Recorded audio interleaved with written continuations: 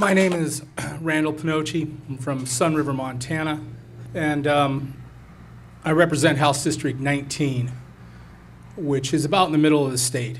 Been married 21 years. I have 3 girls, 2 of which are here tonight, Isabella Pinocci and Alexander Pinocci, and they're going to be helping with some handouts. Been listening to people for the last couple of days, and for the last 3 or 4 months, I've been trying to recruit a couple of candidates to run against some undesirable representatives, and I've been able to recruit 2. Today, I look at this room and ask myself why I wouldn't recruit every single one of you to run for office. And I want you to think for the next 20 or 30 minutes that that's exactly what you're going to do.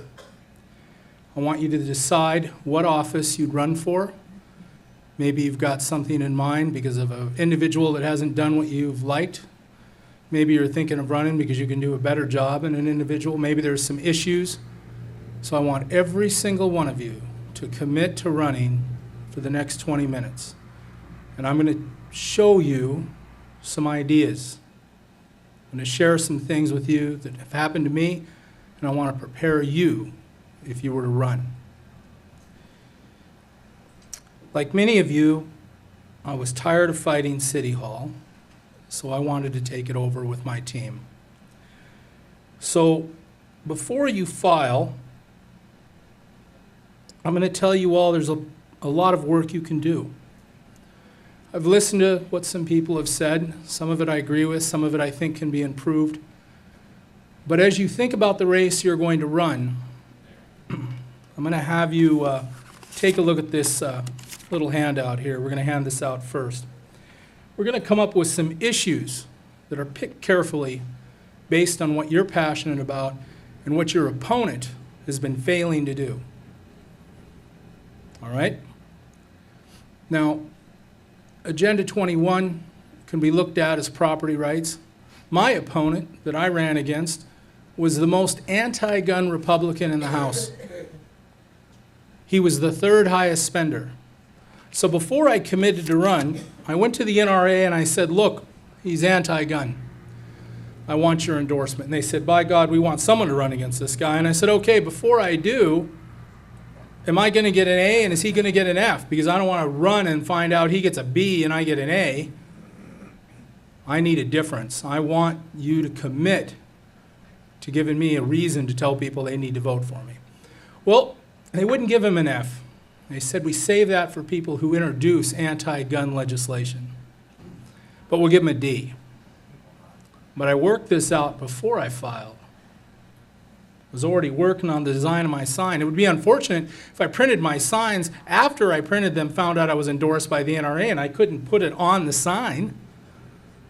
Very few signs have a phone number or an email address on how to contact a candidate. In fact, I'm the first I know of in my area that's ever done that.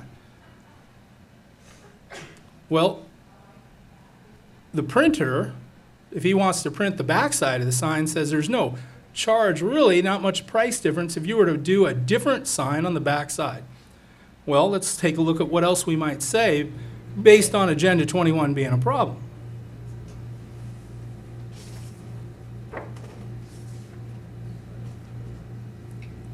The only sign I've ever seen that said property rights on it. A lot of people were excited to hear about that, which brought me to the conversation of Agenda 21.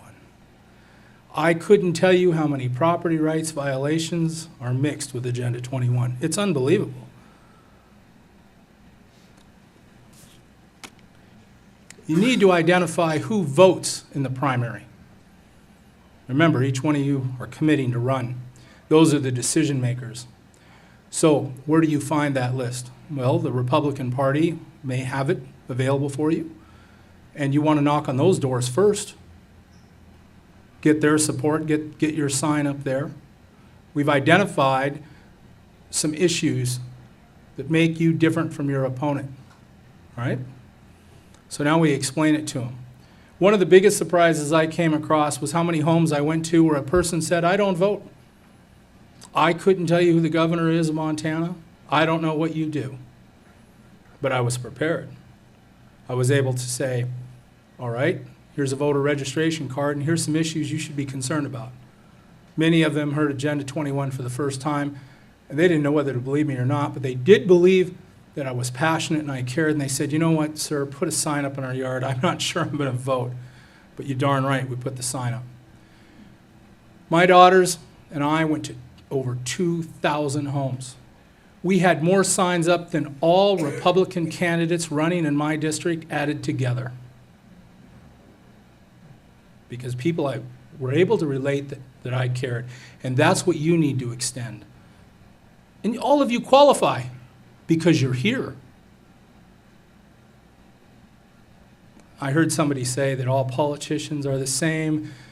Republican and Democrats no different. Let me tell you something.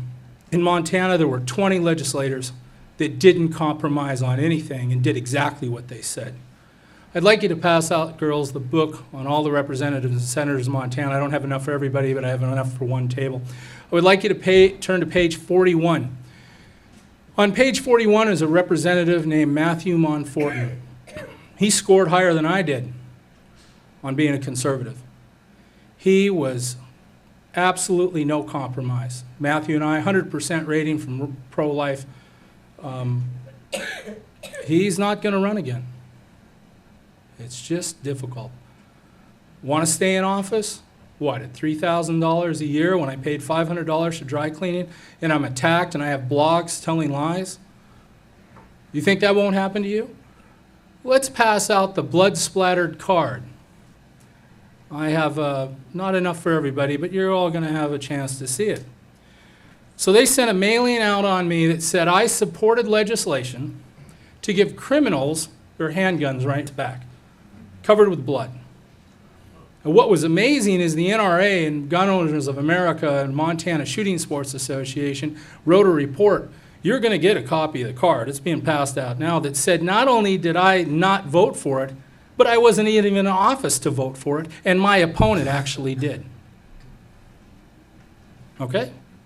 Pretty desperate. Now, the guy I ran against, we actually found someone to run against him. His name was Eric. Eric said, I'm going to step up to the plate and I'm going to run against this guy who's been in office for 17 years. He's the most anti-gun representative in Montana. He's the third highest spender and I'm going to run.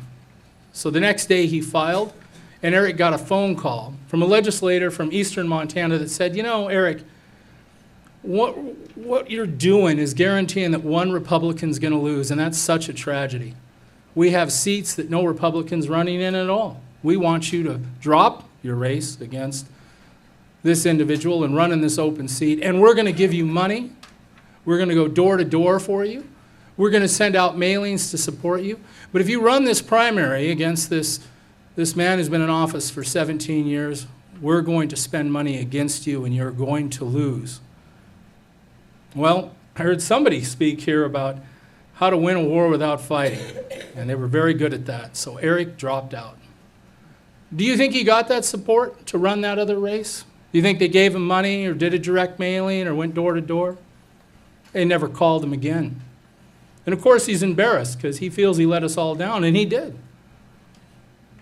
So the next time I filed against him, but I was prepared. I said, I'm going to run this race when they called me because his voting record is unacceptable, because he's anti-gun. He's voted for property rate increases. He supports Agenda 21. He attended an Agenda 21 convention in Florida. People from Florida called me. And then when he came back, after committing to supporting Agenda 21, in Great Falls told the press that he would not support it. That's what we're up against. I look among you and ask, why are you not running? And you know what? Matthew Monforton on page 41, a perfect score in my book, is leaving. He did everything you in this room want him to do, but yet people from Montana can't even identify us that have a perfect record. We're near perfect. So why wouldn't he leave? So I need people like you to replace him.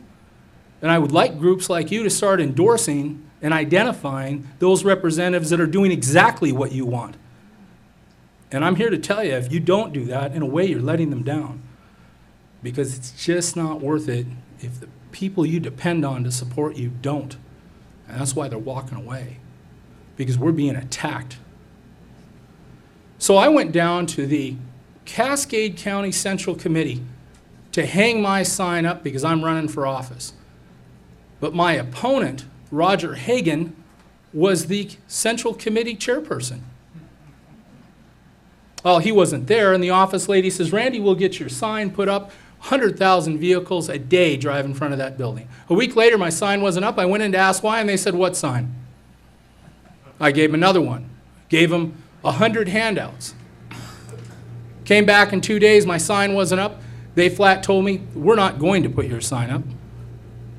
Can I have my sign back? What sign? Can I have my handouts? You didn't leave any handouts. Okay, I was discouraged, but I knew what was most important, going door to door. I put what was going on with the blood-splattered card aside.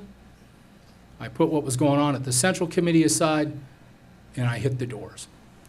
That is the most important thing you can do, and show a difference between your opponent and yourself, and then let the people decide.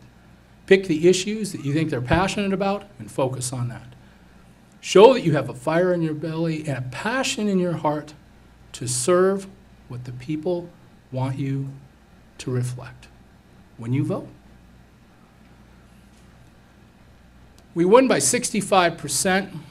One of my supporters went back to the Central Committee office and said, now we're going to put the Pinocci sign up. And they said no.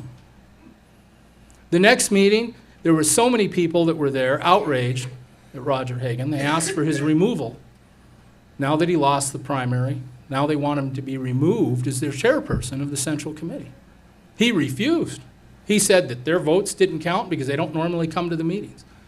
We had to wait another month, and hundreds of supporters worked with the state Republican Party of Montana to say, how do we get rid of the Cascade County chairperson? And they were told how to do it. Not only did they replace him, but the entire Central Committee. And now we have Tea Party people and John Birch Society people, and we have people that are in the middle of the road. We have a mix of everyone. And now we have two candidates running against undesirable Republicans to try to replace them. So now I have to talk about what the most difficult thing to do is, and that is to ask for money. Because you're going to have to. Direct mailings, maybe radio, printing of your signs. My next talk, I'm going to talk about how to save money on direct mailing, how to save money on postage, where I'll show you ideas to cut your postage in half, and some of you should say that's impossible. No, it's not.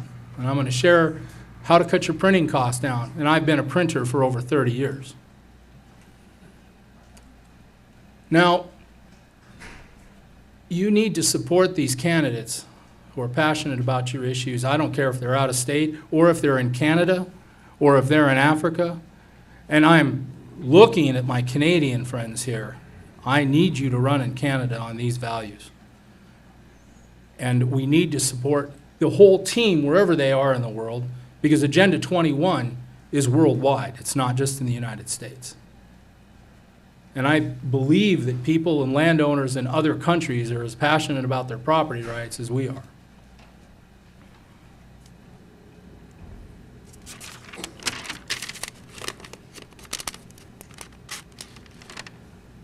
So if you're prepared for the dishonesty, you're going to handle it much better.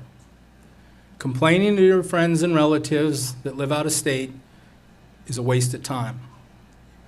You have a good answer, like we prepared on the blood-splattered card. When the press asked me, I was able to say, here's the report from the NRA and Montana Shooting Sports Association. They're blaming me for what my opponent actually did.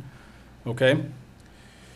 Well, two candidates, only one will protect the safety of your rights. This is my opponent. The first one, keep guns out of schools. My opponent supported that. Apparently, I wanted guns in schools. Guns out of banks. Apparently, he wants guns out of banks, but no, I wanted guns in banks. Keep guns out of bars. Apparently, he did and I didn't. This one's bizarre. Keep guns out of mental hospitals. I can't make this up. So I want you to pass this around.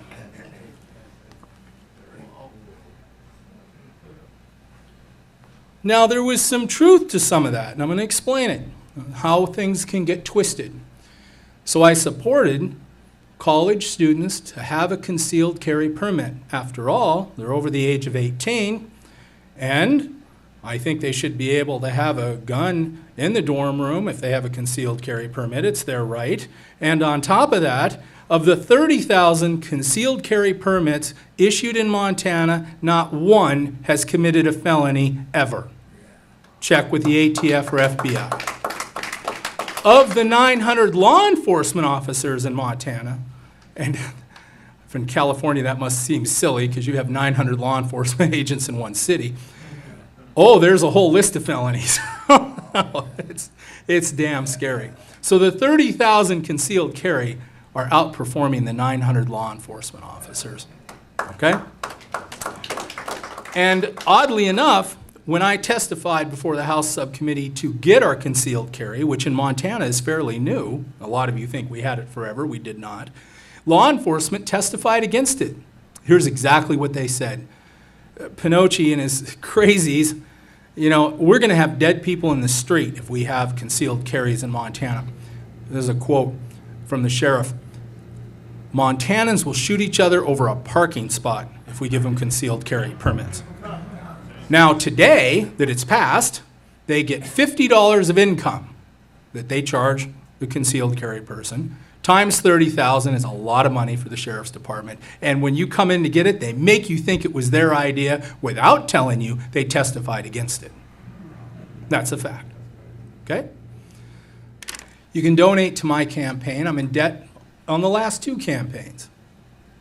You need to identify the representatives who are doing what you agree with, and you need to support them financially. And I'm telling you, I have a whole team in Montana. And Dan Happel could certainly vouch for many of them. Some couldn't make it here today. And I envision a time where more people in office come here to speak.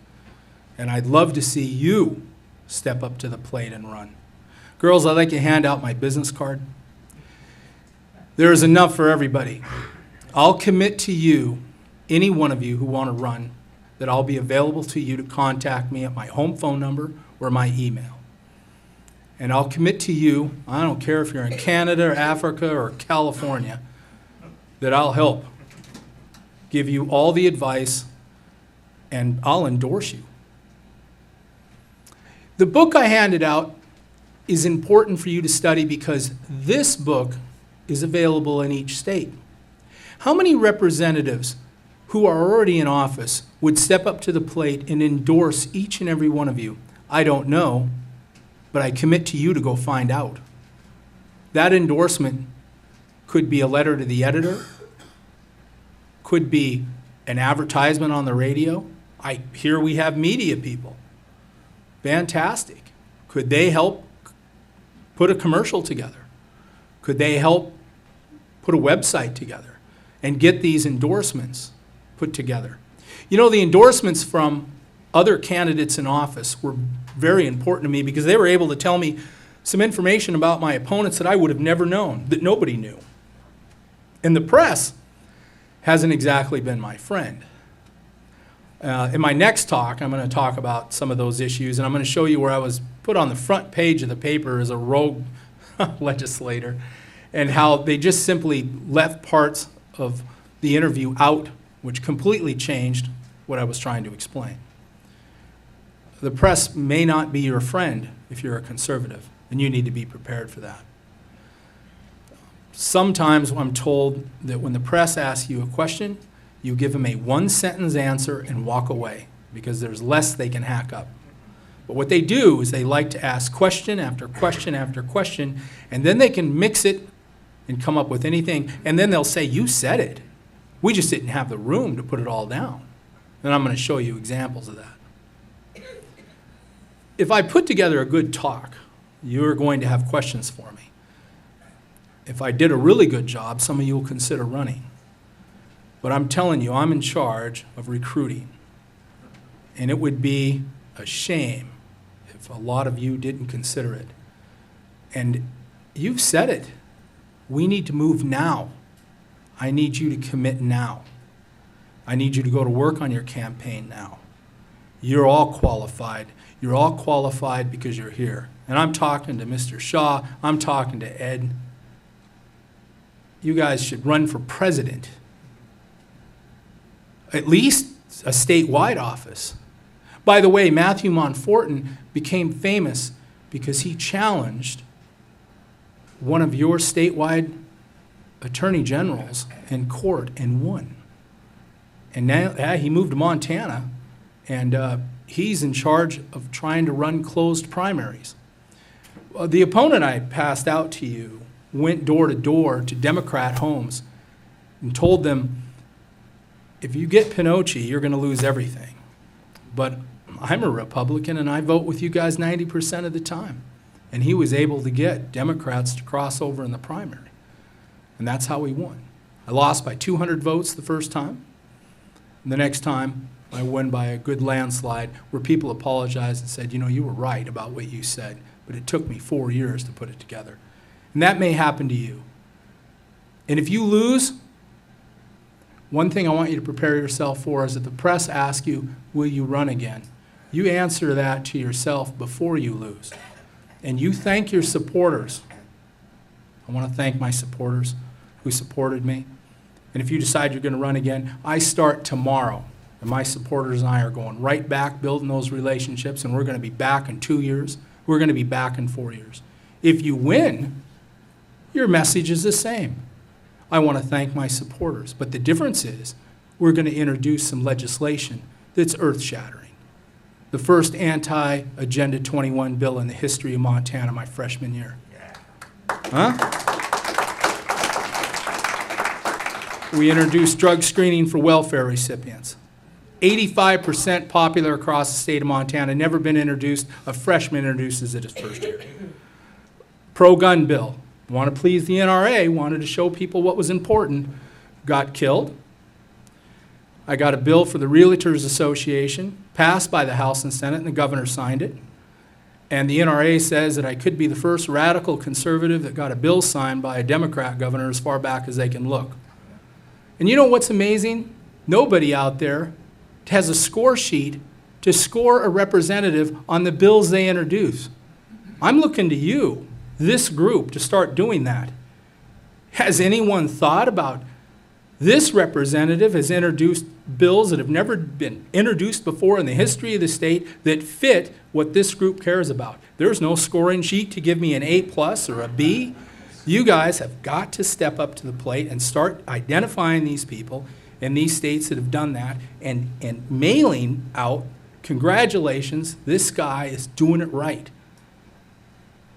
We've got to start scoring representatives based on the legislation they introduced, which is why I was invited here. But yet there's not a single article in any paper or scoring sheet to score a representative based on what he introduced. So I'm asking you to help change that. I've went over my time, apologize, and I'm sure that you guys will have questions for me later. Thank you.